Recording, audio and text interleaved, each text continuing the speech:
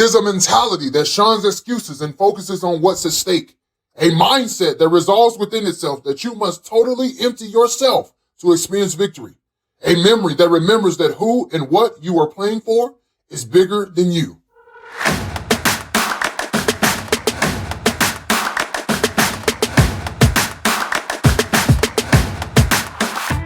Hello, everyone, and welcome to the Fourth Quarter Christianity Podcast. I'm your host, Daniel Webster, and I'm so thankful that you have taken the time to tune in to today's episode. Today, we have Sergeant Howard Banks, a 17-year veteran of the Bellevue Police Department here in Bellevue, Nebraska. If you're on the fence about policing, or if you're on the fence about the methods that they use, check out this episode. I believe that you will find it to be helpful, especially from a man who fits both the role of an officer and a minority citizen. If you haven't already, go ahead and leave a review, leave a rating, as this will help put our content in front of the eyes and in the ears of those who are searching. Again, so thankful that you have tuned in. Now we'll get right into the episode with Sergeant Banks. Premiumbeat.com. All right, Sergeant Banks, it is great to have you on the show today. I am so thankful that you accepted the invitation. How are you? I'm good. I appreciate it. Thanks for having me. I'm just looking forward to kind of having some open dialogue, and hopefully we can get to and talk about some issues, and I can kind of give you my personal opinion on it. Absolutely, absolutely. Well, before we dive into, I guess, the meat of the episode, I just wanted to make some space for you to go ahead and just introduce yourself and give us a little bit of background how you became a cop. Okay. So I am Howard Banks. I'm a sergeant with the Bellevue Police Department in Nebraska. Before I kind of get into anything else, I just want to say that all these questions that I get asked and whatnot are my opinion, based off, my experiences in life, my education, those type things. So they don't represent that of the Bellevue Police Department. Right. And again, like I told you before, when I speak, I'm very open to talking about any issue and get things addressed, because ultimately my ultimate goal is just to have us as communities and as a nation unify. Right. A little bit about myself. So, like I said, my name is Howard Banks. I'm a sergeant with the Bellevue Police Department. I've been employed now with the Bellevue Police Department for about 17 years. I'm initially from Trenton, New Jersey. That's where I was born at. I also lived in Philadelphia, and I lived in Maryland. I moved to Nebraska finally because I lived here once before when I was real young, and then moved back to the East Coast where I spent another 5 years. And then I finally moved back to Nebraska to stay when I was approximately 9-10 years old. Okay. Growing up on the East Coast in New Jersey, Philadelphia area, witnessed to a lot of stuff, a lot of life experience, seeing stuff within my own family as far as members of my family being in jail or in poverty, struggling. We were in poverty, struggling the whole time as we grew up. Not to say that there weren't bits and pieces of times where we were doing okay, but nope, we were in poverty. Just made me look at life a lot different because that was all I knew. I didn't know that really, hey, I could have a better life as far as financially or educationally, because that was the environment I was in. So I thought that was it. Wasn't too fond of police growing up. I think it was just where I lived at, and just, to me, a cultural thing. Majority of the time when I seen them, it wasn't necessarily a good interaction where it was usually me seeing them responding to something, whether it was domestic violence or just violence in general, or drug-related stuff, or fighting with people. So it was a lot of negativity. So I wasn't fond of them. The one thing that I give my parents credit for is, and when I say my parents, I say my mother and my technically stepfather, but my real father, because he was there with me ever since I was about 2 months old. My biological father, I only met once in my life.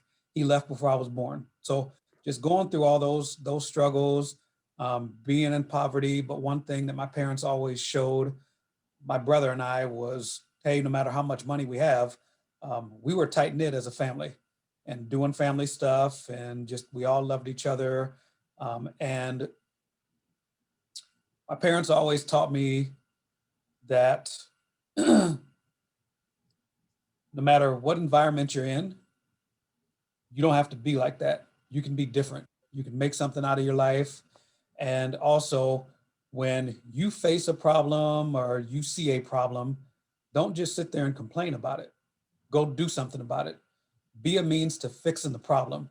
And so, with me not liking necessarily being too fond of law enforcement, I wanted to be a police officer because I wanted to show that, hey, there's good ones out there.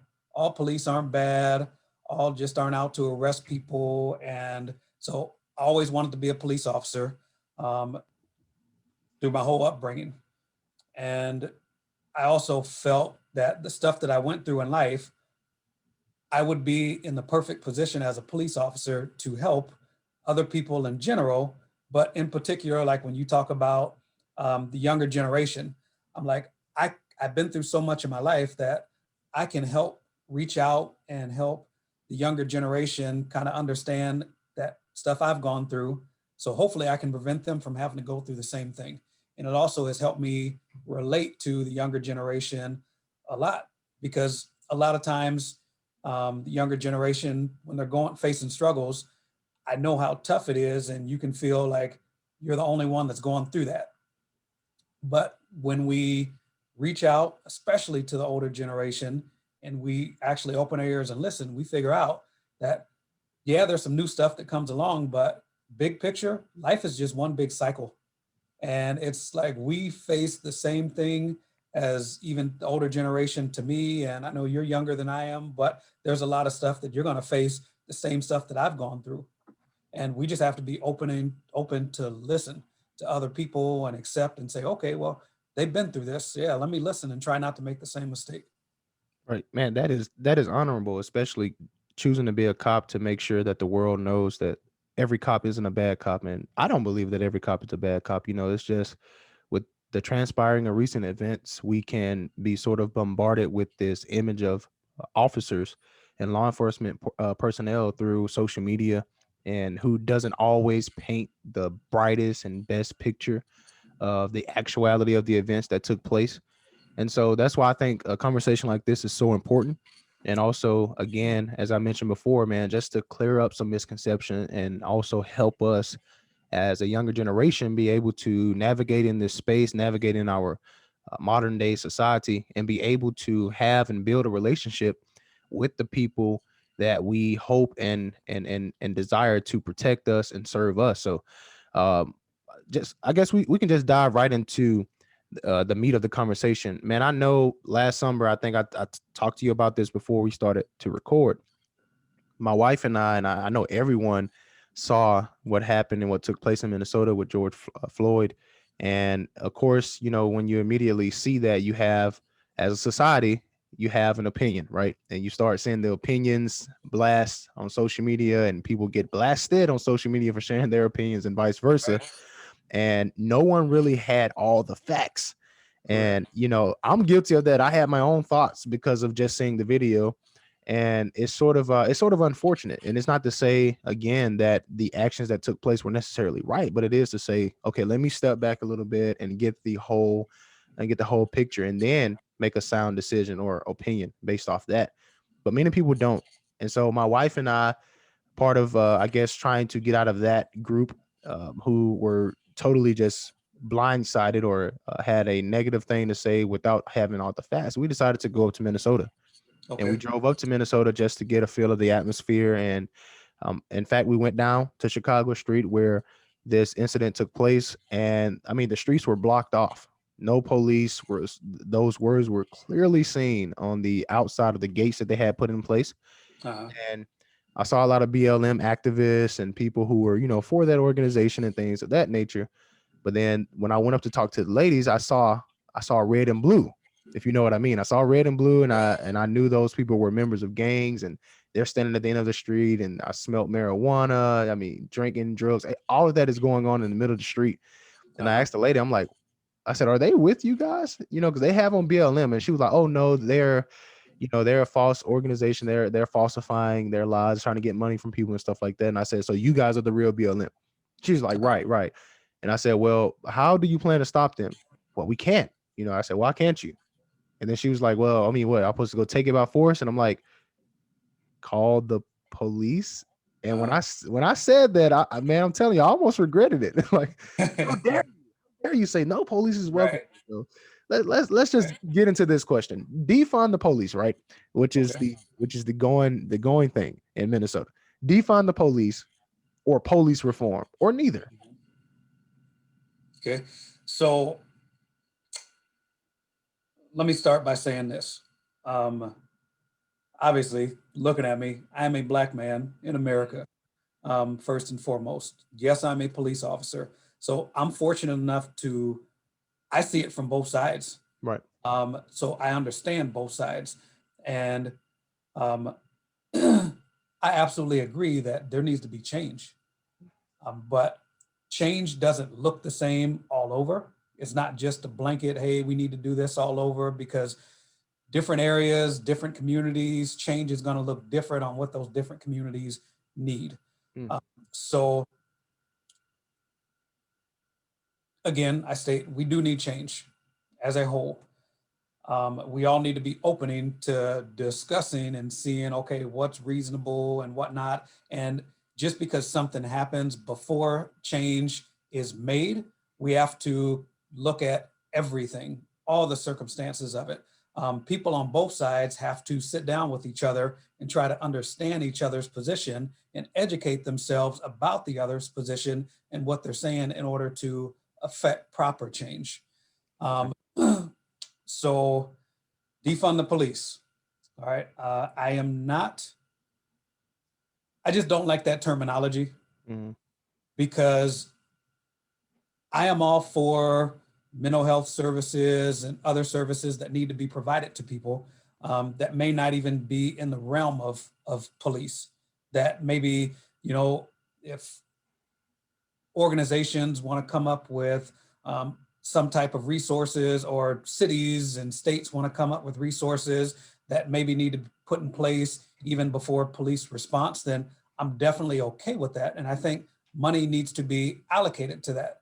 But I'm not a fan of pulling money from police organizations to start these. I'm like, hey, to me, I believe we got to look for money other places. There's probably money other places that we can use to put these resources in place. Because if we just say, hey, defund the police, or we're talking pull money away from them to put to something else, then something more within that police organization is going to suffer. And the first thing usually that's going to be is training. And in these cases that come up that are being put on social media, and there's videos out there not speaking to whether the officers acted right or wrong. But when we see these situations happen and they are deemed as the officer was in the wrong, the first thing that many people say is that officer needs more training. So if we talk about pulling money away from the police, then that is going to be the first thing to go, is training, which as a police officer, I welcome more training. I'm like, we need as much as we can get. And then also as a member of the Black community, I want to see officers have more training, because I want to hopefully minimize these negative interactions, and especially having people killed innocently that shouldn't be. Right. It's interesting, especially mentioning the fact that, you and I are Black in America, and you happen to be a police officer as well, which does give you a unique perspective and a unique position from which to make or have this perspective. So I guess obviously this idea of defunding the police is mainly being utilized and spoken of in the Black community, because they feel that, officers and law enforcement personnel have done a great deed of evil, and taking down unarmed black people and even killing them and taking their lives. And so I just wanted to ask this question: Do you believe if police departments began, they began hiring more black officers, that it would cause black people to appreciate and respect law enforcement more and sort of reduce that hostility against the cops? Um, I think that we need equal representation. I'll say that police departments need to be more diverse. And whether that's females, whether that's blacks, Asians, Hispanics, and whatnot, it helps Mm. people. And again, my opinion, and when I say people, I don't like using general terms where I say everybody, Right. because Yeah. typically that's not always true. But many people like being, um, have better interactions with people that look like them because they feel that they can relate to those people better. And so, yes, when we're talking about policing, especially in areas where, let's say the demographic makeup is majority black or Hispanic or whatnot, would black people feel more uncomfortable if majority of the police are white coming in there telling them what to do, the interactions aren't going good? Absolutely. I see it all the time. Now, let's say you completely flipped it to where there was all black people policing. Would there still be issues? Absolutely. Would there be people that feel more comfortable interacting with those black police officers because they look like them? Absolutely. So I'm all for, we definitely need diversity. We definitely need a bigger representation of, um, all minority groups, Mm. minority racial groups, policing, and in places where the community looks like them. I think it would help out tremendously. Not saying it would fix everything and be the end Right. all be all. I think, and I'm glad you even stated that, because we sort of run away from that. Like, it's almost sort of awkward to say, like, okay, if I feel a little bit more comfortable dealing with people who look like me in a sense. And I don't think that's necessarily wrong. I just think that it speaks to the comfortability of those individuals, and maybe that could be a good thing and help with not fix all the problems that are happening and that they face, but it could help, I guess, mitigate some of the issues that they face. So the next question that I have is, You mind if when I go back and make one more point? go ahead, yes, sir. So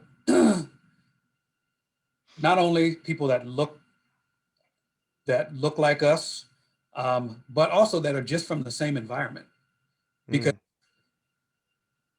you may get a white person that's from the same environment that knows how to relate to the people in that community that could do just fine. Also, because we know different communities, like you said, you are from Mississippi, and then I know when you moved here to Nebraska, it was a complete, to me, it was a culture shock. I'm like, this is completely different than where I come from. And so even I use the example of,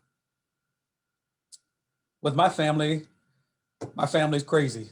mm, We're loud when we play cards and spades, we get into it and we talk crap to each other, but it's all in fun.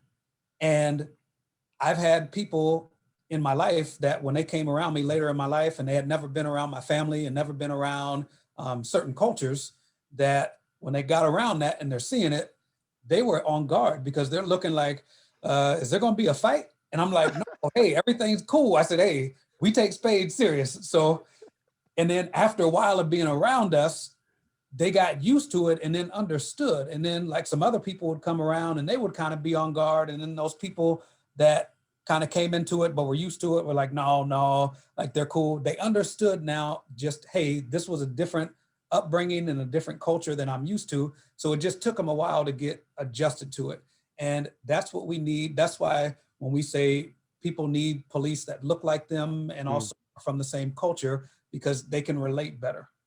Man, that is absolutely interesting, because I just had a thought when I met a guy about 2 weeks ago, and you could tell that he sort of felt uncomfortable in the environment that we were in, but being that we had some cultural similarities, when I was able to talk to him, and then, you know, we were able to talk about this, and we both sort of did the same motion, which was like a kid in play motion, you know, with the Right. kick and then the hand. And so we started doing that, and then everyone was like, what? And I'm like, well, hey man, that's the song. Yeah. I mean, that's what he was talking about the whole time. Like, you know, Yeah. everyone was like, is he okay? And I'm like, yeah, he okay. He just, you know, he was trying to dance, and you guys didn't know the dance. So I mean, that was the Yeah. whole point of it. But yeah, I can see how that definitely can help and also mitigate some hostility. The next question I want to get into is, obviously I know it's important for the police and the community to have a good relationship. I know that is important. That's evident from everything that transpired this past summer and even throughout the history of our country. But here's my question. What are some practical ways that we can go about establishing, or that officers can go about establishing, a healthy and positive relationship with the community, both officers and the community? How can we go about establishing that healthy and positive relationship?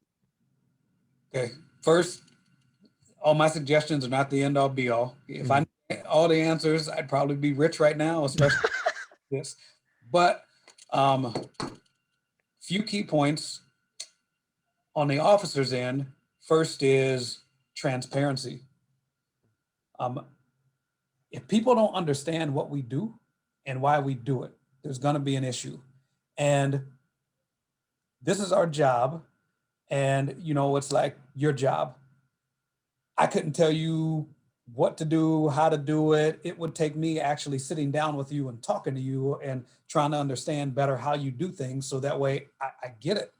So with us as police, the average person doesn't, there was stuff that even before I became a cop that didn't make sense to me. And I'm just like, why'd this happen? You know, I've had racial issues before I became a cop and even after I became a police officer. But there was things that I thought that once I became a police officer, it at least made sense, where I'm like, okay, I have a better understanding of why. So first thing is transparency. When stuff happens, okay, we need to be transparent about it. Obviously, there's some things that we can and can't say because of the process through courts or legal system and whatnot. But to me, if we can say it and be transparent about it, I don't want to look like we're hiding anything. So no, let's come out and say it. Second, we have to go out in the community and show, hey, we are no better than the people that we're protecting. We're not high and mighty. We need not take advantage of our position and think that we can do whatever we want because we are police officers. To me, as police officers, we are granted a higher level of authority that we can't take for granted. And we really need to show that people can trust us with that authority. We're not going to abuse it. We need to be out in the community, talking to people, engaging with them. Not just, it's kind of like a parent. I tell parents all the time because, and I'll speak to a lot of stuff with juveniles because I was a school police officer for years. And then also I was a school resource officer supervisor for years. So total of about 13 years. And I still do a ton of stuff with kids. And so I hold parent forums and try to help out parents a lot when they're having issues with their kids. And I say, hey, you can't just talk to your kid when something bad is happening. You got to have dialogue with your kid even through the good stuff, because your kid is more likely to listen to you when there's not anything bad going on. It's just, hey, my parents talking to me, they're trying to look out for me. But if we always wait till something bad is happening, then people are less likely to listen.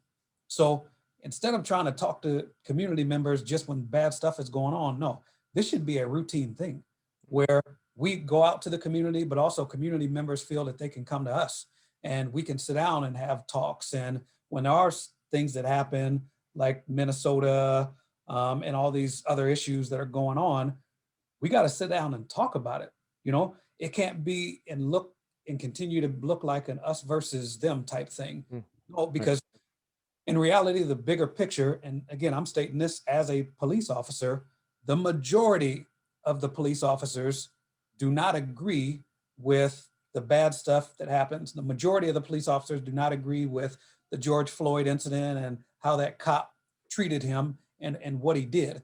And even me, myself, I'm willing to stand with the average citizen that's not a police officer that say, hey, yeah, this definitely needs to change. How do we change it? Let's sit down and talk about it. We would be so much stronger together fighting this battle than separated, you know? And then Absolutely. as a police officer and a Black man, I've faced so much racial stuff, especially as a Black man and as Black people, and being from certain areas.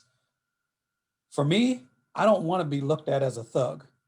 I don't Mm. want somebody just making a blanket statement and saying, hey, all Black people are this way and whatnot. And no, I want it to show different. Like, no, many Black people are educated and do good.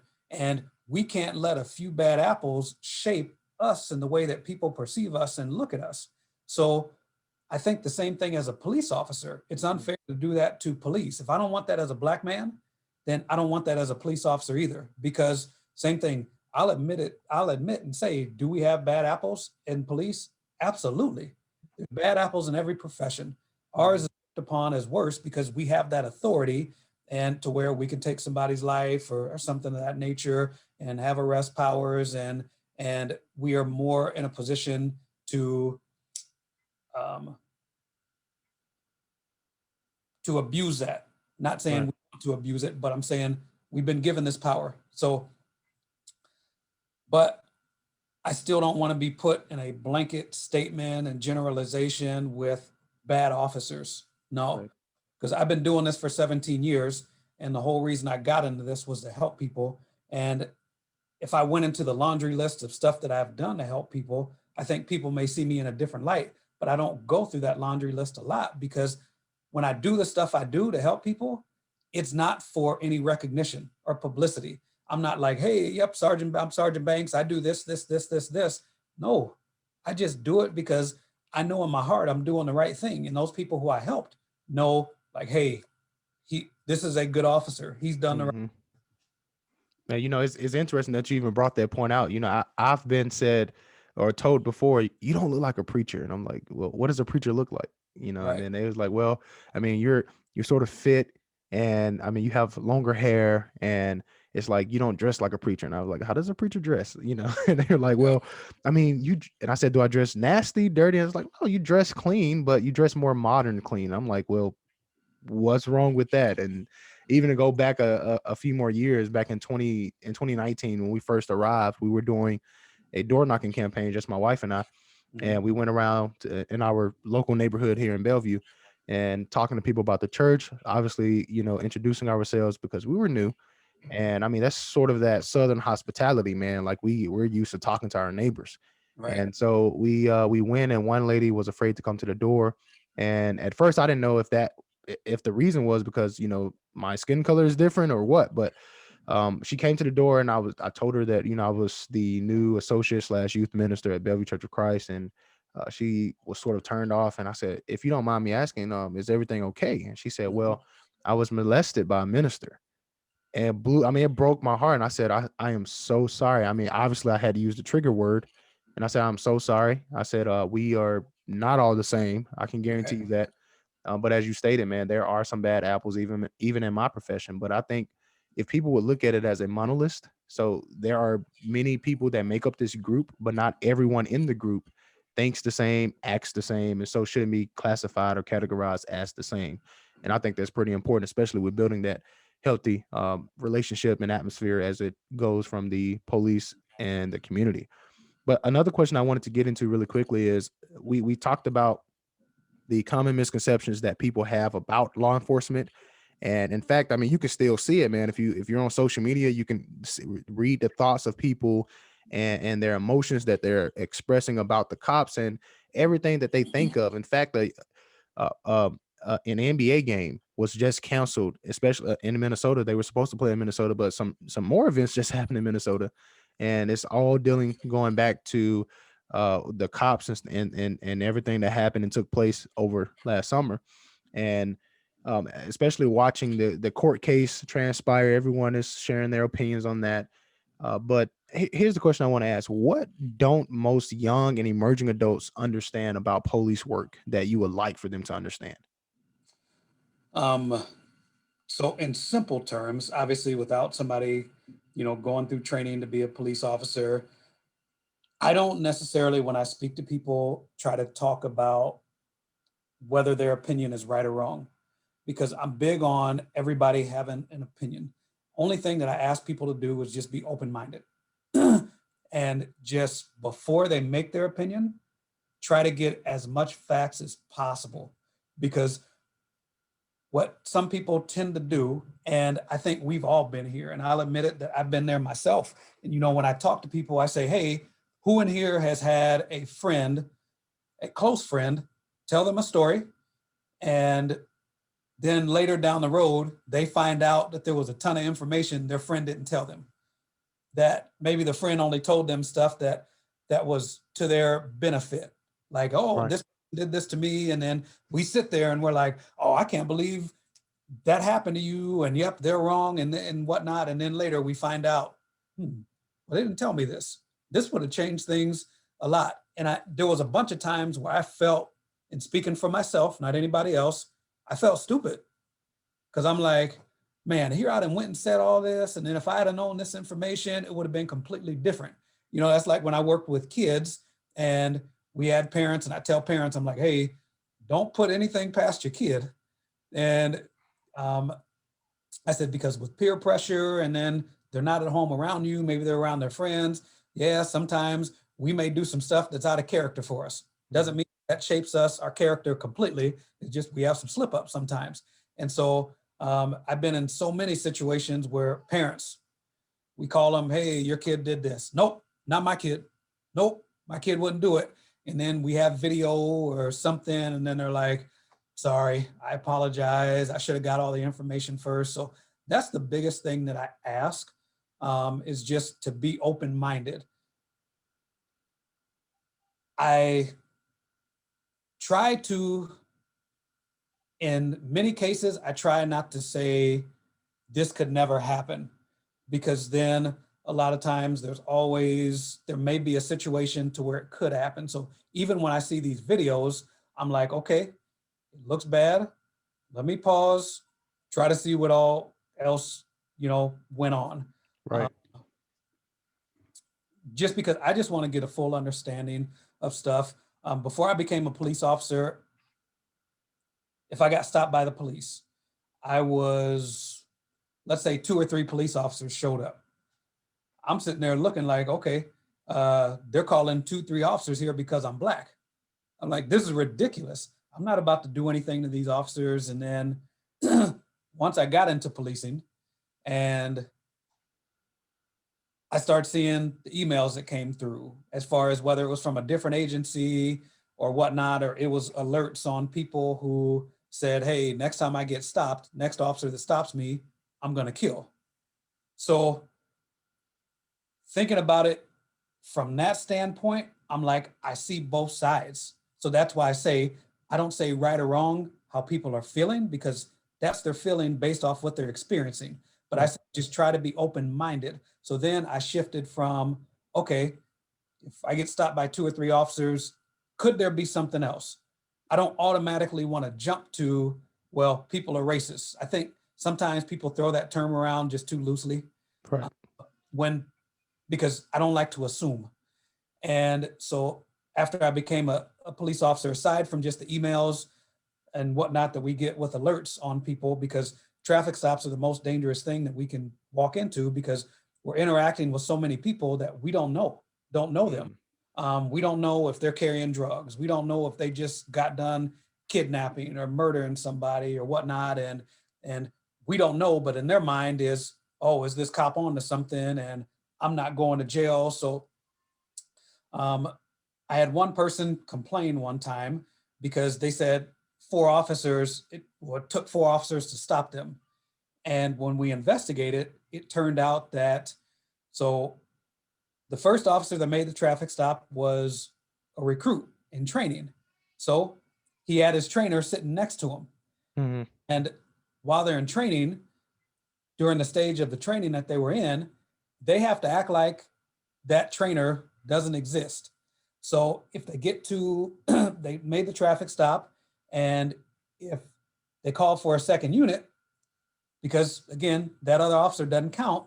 So they have to call for a second unit. The second unit that they called for, that officer was in training and also a trainer with them. So now you got 4 officers there. Had really nothing to do with the person that was stopped as far as, hey, they're dangerous or whatnot. It just so happened to be the protocol. They had to call. So now there was 4 officers that had to respond. So just some misconceptions. I got a bunch of people I grew up with that still, even to this day, don't necessarily do the right thing, gangs, whatnot. I still offer them advice and hopefully try to be a positive influence in their life and turn their life around. But a lot of them don't like police. And then talking to them when we have these conversations, I say, hey, before you make up your mind about certain topics, do a ride along. And after they did a ride along, they may not fully be like, okay, hey, we love police and we're okay. But every one of them said, I understand a lot more why certain things are done the way they are. You know, if a second officer gets there on a traffic stop, it's not always, it doesn't always have anything to do with the driver. Sometimes yes, sometimes no. We don't all get along in the profession. We don't all get along in our department. But the one thing is, I want to make sure that that officer gets home safe. And so if they call out a traffic stop, if I hear it, I may just go there and make sure that they're okay. And then, okay, if everything's good, then I'll leave.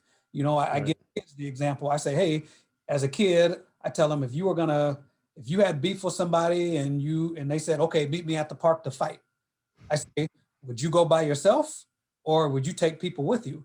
Every one of them said, I'm taking somebody with me. And I said, well, why? Well, I don't know if I'm gonna get jumped or what's gonna happen. So I just want to take somebody to make sure that I'm safe. I said, hey, it's the same thing, not only with police, but in other professions. And when also I say that I want to make sure that police are safe, I also don't mind going and interacting with the citizens because I also want to make sure that they're taken care of too. Right. You know, even in the question that you, the response that you gave to the question prior, you mentioned the us and them and how that could be negative and really invoke negative perspectives and feelings from the community to the police and from the police to the community. I just want to jump into that a little bit. How does this us and them police worldview affect the activities of a police officer and a department? I guess, how does it affect police community relations? It's so negative with the whole us versus them, because then we're not working together. And I'll tell you this as a police officer, and if a police officer says we don't need the community to do our job, they're absolutely wrong. We do. Police and community go hand in hand. The community has to trust us and what we're doing and know that the police officers that they entrust with this power are out doing the right thing. And us as police, we can't burn that trust. You know, we have to embrace it and use it to our advantage, but not abuse it. Right. And majority of the stuff that we respond to, we're getting called to by citizens of the community. We don't, yeah, on occasion, we may witness a crime and be there to either stop it or catch them right in the act and then, you know, take whatever appropriate action needs to be taken. But majority of the time, it's the community members are calling in and they're the ones that actually witness this stuff. So if we don't have their support and their help, we're not going to solve a lot of crimes, which in turn is not going to make the community safe. So we need each other. And whether I'm talking to adults, kids, the first thing I say is, hey, I'm no better than you, and we're not. And that's an issue with some police officers. You know, you give them a little bit of power and some of them take that to their head and start doing stuff that is completely out of the realm of what we should be doing. But yeah, to answer your question, we can't have that them versus us mentality. That's been destructive in any system. You think any job that you've had, I don't care whether it was at McDonald's, which I worked at for 5 years, but even if you think just the baseline employees of the ones that are taking orders and those type things, if the upper level managers, and there's a big disconnect in a them versus us, think it's not going to be very productive at that job. So we got to do what we can to fix that.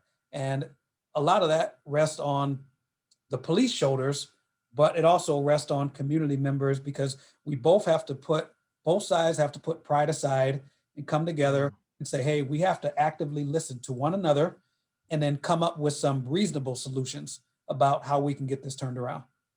You know, it's something that just came to my mind. I know you and I had a brief moment to discuss this in person back a few months ago, and a lot of people, at least it was a misconception for me. I never realized the split-second decisions that officers have to make when in the line of duty. And I guess could we just talk about that a little bit? I know that officers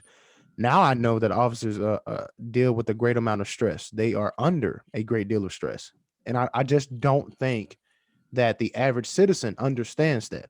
And so if we could just dive into that just for a moment, what are some of the leading stressors or causes of stress in an officer, and how can that be reduced, if that makes sense? And you know, what are some of those, I guess, split second decisions that sort of lead to that acute stress? Few different types of stress. One big stress, especially for new officers coming into it. And I want to start off by saying this. When I talk about this stuff, in no way is this an excuse or scapegoat for any officer that's out there doing wrong. Right. We're just simply talking about the stuff that officers do face, but that is not an excuse if something is done wrong. Newer officers that come into the field, coming into an unknown territory, then you have a huge, thick state law book that you got to try to remember certain state statutes within there and elements of crimes. Then you have a policy manual, case law, and whatnot that basically directs what we can and can't do. So knowing all that stuff, it's a bunch and it's difficult, and it doesn't become easier until pretty much time on the job and also applying it. Because we can read a lot of stuff in books and whatnot, but until you actually apply it, then you understand it better. So coming in as a new officer, it is very stressful, because then when, especially the good ones, when you are given power to arrest somebody and you're taking away their freedom, then that's a huge responsibility. And so you question yourself a lot and you hesitate to act. Oh, am I doing the right thing? Am I not? And whatnot. And sometimes that can hurt an officer. It's good for them to think, but sometimes it can hurt them, because then that split second decision could cost them their life or somebody else's life because they didn't protect them. As officers get older and more experienced, then they change. I'm completely different than when I first started. I look back at some stuff that I did when I first started, and it's like, it wasn't bad, but I put myself in situations that where I could have been hurt, seriously hurt. And then when I look back at it, I'm like, what was the point? Right. Just young, eager. Now that I'm older, I'm like, yeah, this person did this, but should I have even, 4 people breaking into cars one night, and I'm just sprinting, catching them, because I just got done playing football in college and in great shape. And so I'm chasing after all of them in the dark by myself, catch them, handcuff them, turn them over to somebody else once they got to me. And now I'm looking back at that, I'm like, if they really wanted to get away, because let's say they'd done something else that I didn't know about, and they were desperate to get away and willing to take my life, I put myself in a position that, like, what was the point? Just Right. breaking into cars? Like, no, I wouldn't put myself in that position today. But just split second decisions. We see these videos and people have days, months, years to critique them, which we should critique them, because that's what we use to learn and hopefully not make the same mistake in the future. But people have all this time to analyze what the officer did, but the officer only has a split second to make that decision. And officers are human, And I think sometimes some people forget that we're not robots. We have feelings. Um, we have that whole human element about how we're going to react to stuff.